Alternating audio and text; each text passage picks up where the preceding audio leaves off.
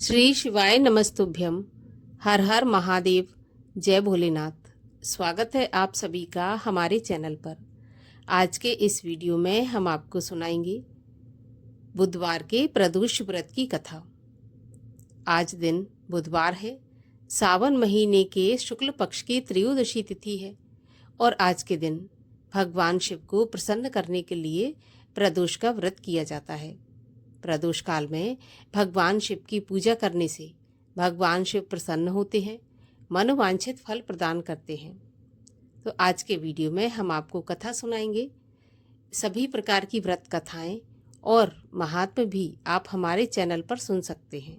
इसके लिए आपने अगर अभी तक चैनल को सब्सक्राइब नहीं किया है, पहली बार चैनल पर आए हैं तो चैनल को सब्सक्राइब अवश्य कर लीजिए।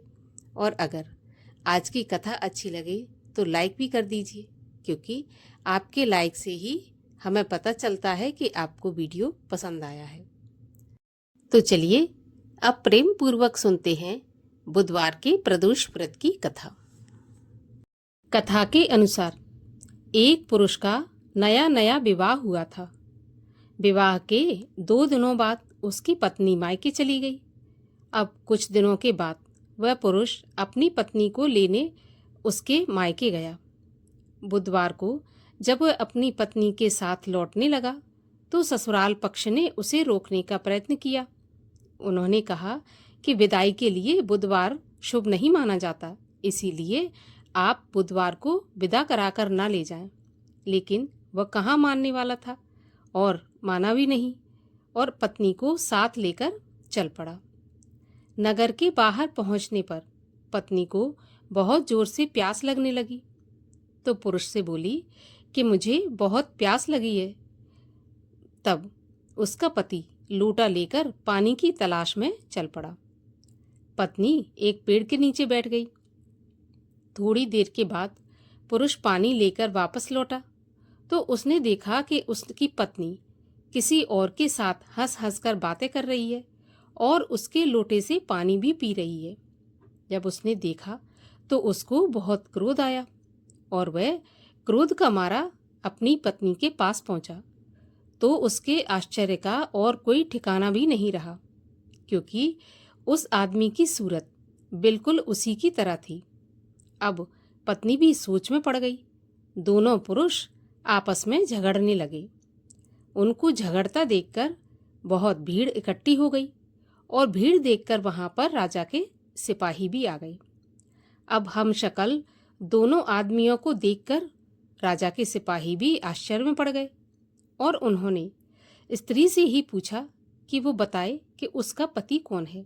परंतु वह भी बेचारी क्या करती, दोनों की शक्लें एक जैसी थी और वो भी बिल्कुल चुपचाप रह गई।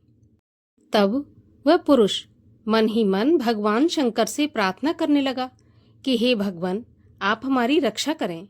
मुझसे बहुत बड़ी भूल हो गई कि मैंने अपने सास ससुर की बात नहीं मानी और बुधवार को पत्नी को विदा करा लिया।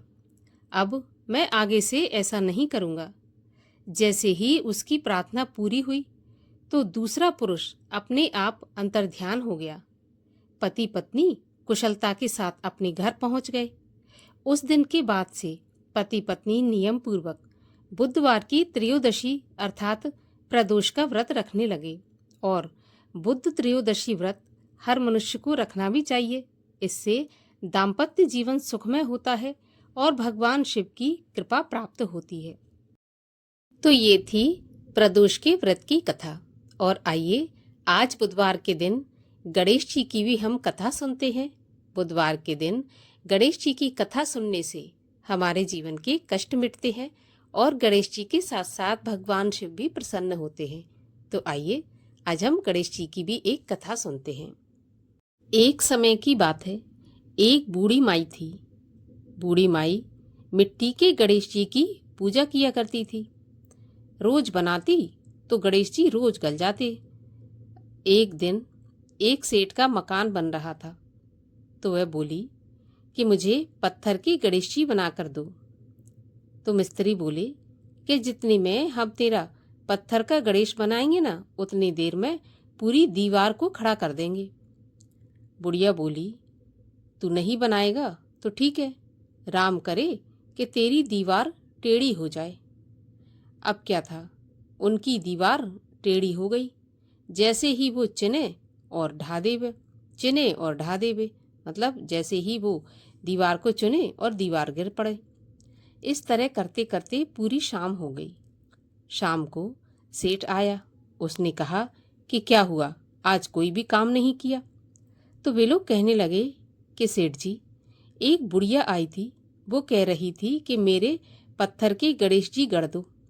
हमने नहीं गढ़ा तो उसने कहा कि जाओ, तुम्हारी दीवार टेढ़ी हो जाए। तभी से दीवार सीधी नहीं बन रही, बनाते हैं और ढा देते हैं। जब सेठ ने बुढ़िया को बुलवाया और सेठ ने कहा कि हम तेरे लिए सोने के गणेश जी गढ़वा कर देंगे, अब हमारी दीवार जल्दी से सीधा कर दो। सेठ ने बुढ़िया को सोने की गणेश जी गढ़वा कर दिए। सेठ की दीवार भी सीधी हो गई। हे गणेश जी, जैसे आपने बुढ़िया पर कृपा की, वैसे ही सब पर कृपा करना। जो आपकी कथा पढ़े या सुने, उसकी सभी मनोकामना पूर्ण करना। बोलिए गणेश जी महाराज की जय। और आइए अब करते हैं भगवान शिव की आरती। ओम जय शिव ओमकारा, स्वामी हर शिव ओमकारा, ब्रह्मा विष्णु सदा शिव अर्धांगी धारा।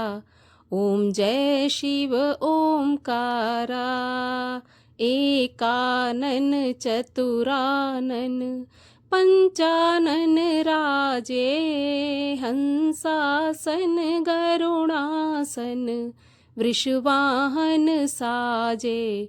ओम जय शिव ओमकारा, दो भुज चार चतुर्भुज, 10 भुज ते सोहे, तीनों रूप निरखता त्रिभुवन जन मोहे।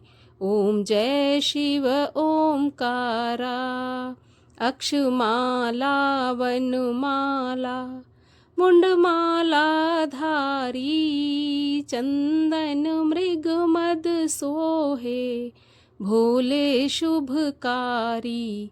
ओम जय शिव ओमकारा, श्वेतांबर पीतांबर बाघांबर अंगे, ब्रह्मादिक सनकादिक भूतादिक संगे। ओम जय शिव ओमकारा, कर के मध्य कमंडल चक्र त्रिशूल धरता, जग हरता जग भरता, जग पालन करता। ओम जय शिव ओमकारा, ब्रह्मा विष्णु सदा शिव जानत अविवेका, प्रणवाक्षर के मध्य ये तीनों एका। ओम जय शिव ओमकारा, त्रिगुण शिव जी की आरती जो कोई जन गावे, कहत शिवानंद स्वामी मन वांछित फल पावे। ओम जय शिव ओमकारा, बोलिए शंकर भगवान की जय, माता पार्वती की जय।